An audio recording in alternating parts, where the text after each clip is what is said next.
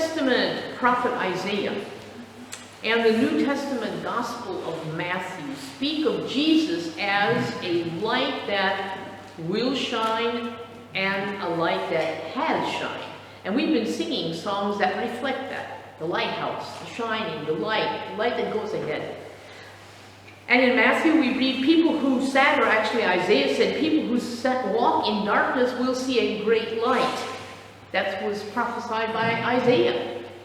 And when Jesus begins his ministry, as we always read, it is this prophetic word being fulfilled. Then Jesus began to preach. For Matthew, soon thereafter, he catches Jesus' words in the Sermon on the Mount and echoes this role of light for all of his disciples, which we read before. You're the light of the world. You are to shine. Shine so that people will see what you're doing, your actions, and glorify the one who gave light to the world to begin with. The disciples' actions reveal light, and we're in the third Sunday of Epiphany. Light being revealed. What a wonderful thing. As I was connecting these dots, the Old Testament prophecy, the New Testament fulfillment, plus Jesus' words, I was also reading Genesis and the story of Noah. Our challenge in reading the Bible isn't just to pick out pieces along the way, but to try to also get the big picture of things. The challenge is to see how all things connect, to see the big picture, the overarching themes, and how everything connects together. Later on in Matthew, Jesus mentions Noah, chapter 24, verses 37 and 39. And it says this, when the Son of Man returns, it will be like it was in Noah's day. In those days before the flood, the people were enjoying banquets and parties and weddings right up to the time Noah entered the boat. That's why we sang the boat song here before. No lighthouses back then, but he was safely brought to shore, good old Noah. People didn't realize what was going to happen until the flood came and swept them all away. That is the way it will be when the Son of Man comes. The phrase, people didn't realize what was going to happen until the flood came, made me reflect on Noah and on us. Most of us know Noah's name, even people maybe who've never read the Bible much. For the ark and the rainbow are in the minds, comes to mind when we hear his name. Children see the animals marching up into the ark, and you even can buy Playmobil ark and animals coming up into the Playmobil ark. And it seems like quite a happy thing with the animals going into the ark, which in many ways it truly is a wonderful thing. In contrast, though, the world in Noah's day was not in a good place. The Lord looked at humanity back then and saw the extent of human wickedness on the earth. If you look at chapter 6 in Noah, verse 5, everything people were thinking about or imagining was consistently and totally evil. That's what was back then. Now, I sometimes think about our world today and I think of all the things evil going on. I don't want to say there's an absolute 100% parallel. I'm hopeful not, otherwise we'd be right before the flood. But it seems to me there's a lot of evidence, there's a lot of people concentrating on doing wicked, ugly things, which is very disturbing to the soul. Verse 6 of chapter 6 says that this awareness that God had broke God's heart. It broke God's heart. God's heart is broken over the world he's created. Imagine, the very beautiful world he's created, he says to himself, man, was that ever a mistake?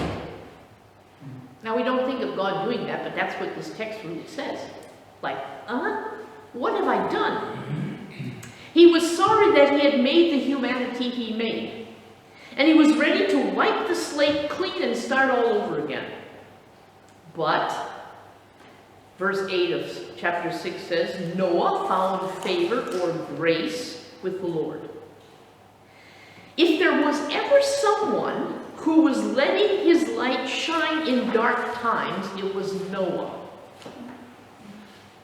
His very presence was light, which I thought was clearly an example of how to shine even in our times.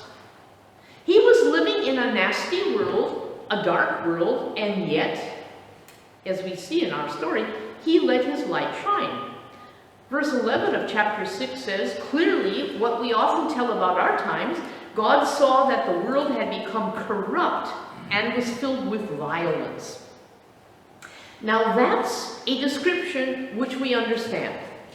There is corruption, I would suggest, everywhere. Corruption. And there is a huge amount of violence in our world. Corruption and violence. And you know what? God doesn't like either category. God is against corruption and God is against violence. And I think that gives us good ground to stand on in our world when things like this are going on. We say, no, that's not God's way. God is not for violence and God is not for corruption. And God doesn't like these categories. And Noah was living right in the middle of that kind of society, kind of like we are, right in the middle of stuff. The earth was filled with violence, but, and here is the telltale sign about light, Noah neither shared the corruption nor the violence.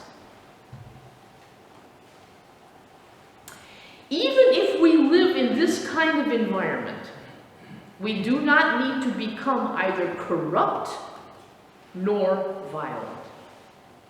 I think that's a good place to stand. We can avoid both of those things which God hates, for which he wanted to wipe out creation. I find that amazing. We can say clearly we're not on those positions.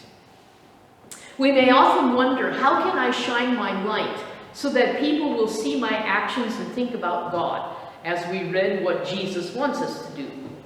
How about avoiding corruption and never becoming violent? Corruption and violence were the two things God is fully upset about with humanity. Now, Noah did not share these sentiments, and I want to read a description of Noah, chapter 6, verses 9 through 12. This is the account of Noah and his family. Noah was a righteous man, the only blameless person living on earth at the time. And he walked in close fellowship with God. Noah was the father of 3 sons, Shem, Ham, and Japheth. Now God saw that the earth had become corrupt and was filled with violence. God observed all of this corruption in the world, for everyone on earth was corrupt. Noah is described here as a righteous man. Now remember, he's living in this world that is corrupt and violent, and now he's being described as righteous. That is, he lived right, in right relationships with people. He did not share their corruption. He was honest. Now, can you imagine that? Everyone took a bribe, but Noah. Everyone put a thumb on the scales when weighing grain to get more money, but Noah, but not Noah. Everyone was used to lying to his neighbor to get an advantage, but not Noah. He lived in right relationships with his neighbors, even if they didn't with him. He even left off this feeling, I'll get back at them. This emotion wasn't apparently in his frame of reference.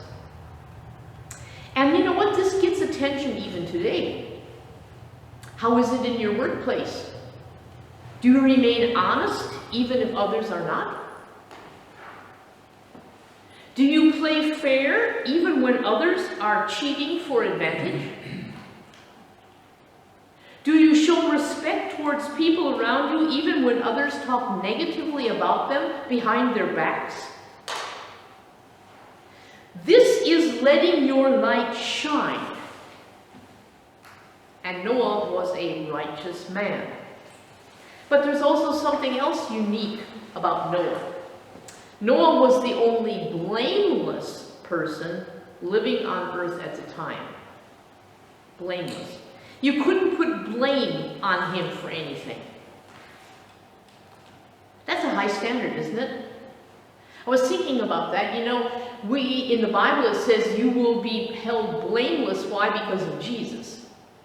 That the Lord will keep us blameless. But that's because of Jesus. Here we find that Noah was blameless. You couldn't put any blame on him. That's a high standard. They couldn't pull up any dirt on Noah. He was clean. Remember when Jesus was tried before his crucifixion? He was in this mock trial setting, and they couldn't find anything legitimate to condemn him for. They found false witnesses to lie and say something in order to get Jesus there in the court and nail him. Noah reflects this kind of light in his day. The times were corrupt, but he was clean. Probably after a while, people simply ignored this good man. He was no fun, if you consider what corrupt and violent time calls fun. And there was one more interesting quality about Noah. He walked in close fellowship with God. I was taken really by that. He was living in a very dark time. The environment was not positive. There were no 10 men around if he was going to form a synagogue, which comes later, of course, but there were no 10 men around he could gather together and encourage himself with. He couldn't come to a church like this and join in with other Christians and, gain encouragement. There was no particular encouragement to live rightly from the world around him, and yet he was in close fellowship with God. He walked in close fellowship with God. He lived his daily life, that's the implications of walking, in fellowship with God.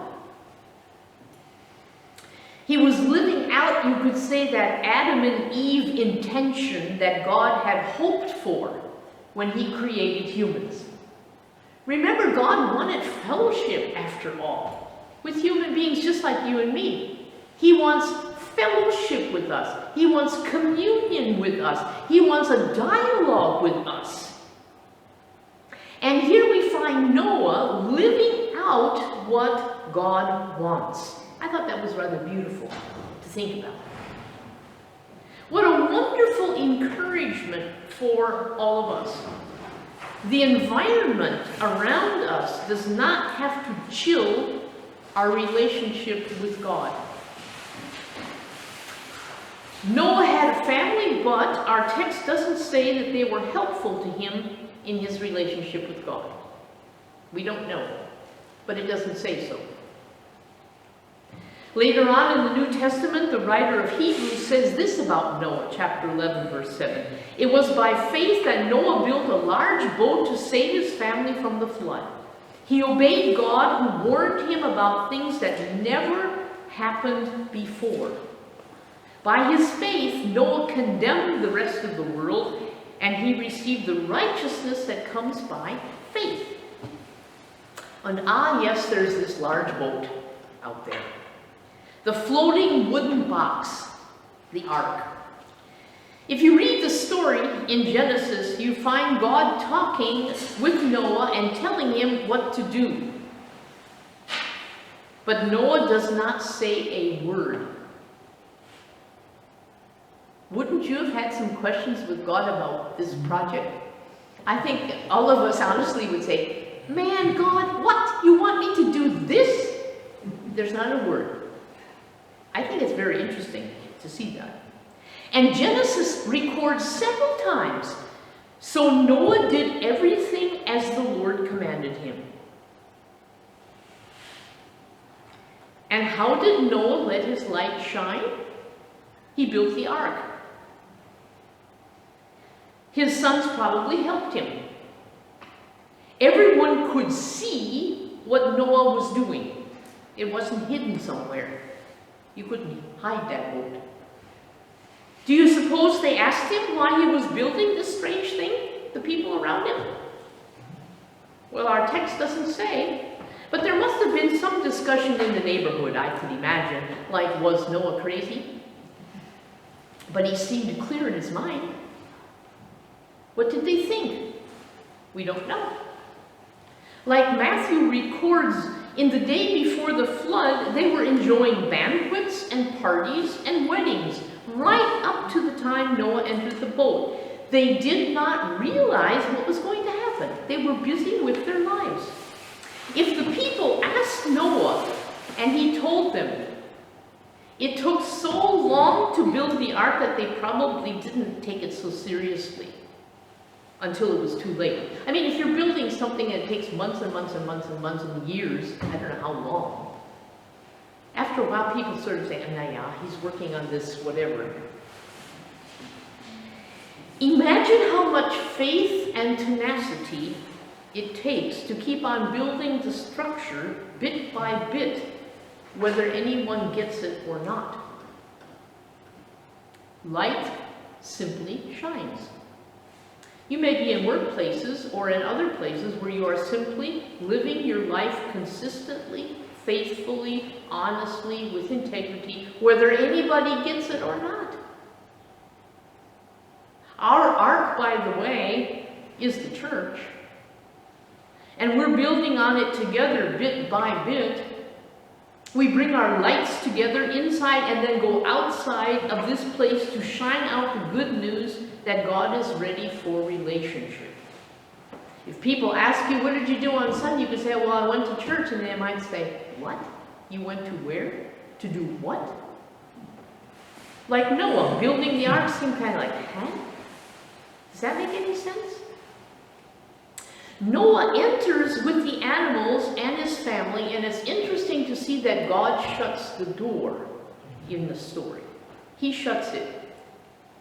And there's two interesting tidbits. Noah was 600 years old. That's a long time to be alive on the planet. I'm sure he saw many things. But it says right at the beginning of chapter 6 that God was going to limit everybody's age to 120 years in the future, so that people would only live 120 years. I heard that that's about the age that's about normal for now. If you're advantageously getting all the best things in life, you might live to be 120. I don't really want to live to be 120. I have an aunt who turned to be 101, and I have a picture of her sitting in a chair with her pie, from her birthday pie, 101. That sounds like enough for me. Anyway, you know what Noah's age implies, though? That none of his forefathers were living anymore. That is to say, the flood didn't wipe out any of the people in his biological generational family before him.